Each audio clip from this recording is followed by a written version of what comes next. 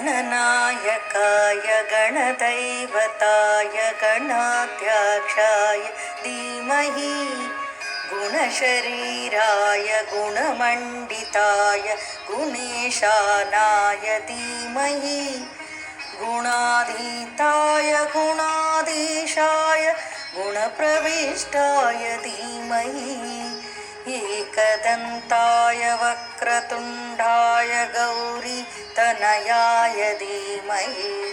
गजेशानाय बालचन्द्राय श्रीगणेशाय धीमहि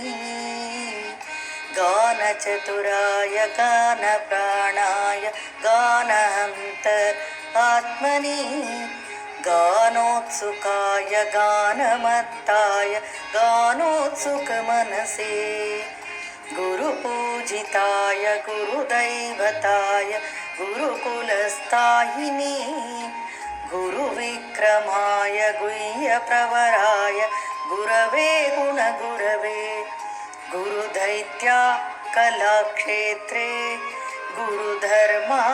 सदाराग्दाये गुरुपुत्रा परित्रार्थे गुरुपाखण्डखण्डकाय गीतसाराय गीततत्त्वाय गीतगोत्राय धीमहि गूढगुल्फाय गन्धमत्ताय गोजयप्रदाय धीमहि गुणातीताय गुणाधीशाय गुणप्रविष्टाय धीमहि एकदन्ताय वक्रतुण्डाय गौरीतनयाय धीमहि गजेशानाय बालचन्द्राय श्रीगणेशाय धीमहि गन्धर्वराजाय गन्धाय गन्धर्वगानश्रवणप्रणयिनि गादानुरागाय ग्रन्थाय गीताय ग्रन्थार्थतनमयि गुरुली गुणवते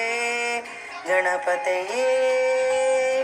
ग्रन्थगीताय ग्रन्थगेयाय ग्रन्थान्त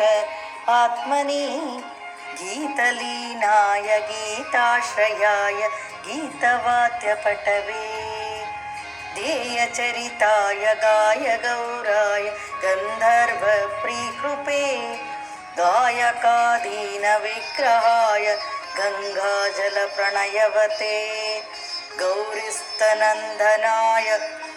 गौरीहृदयनन्दनाय गौरभानुसुखाय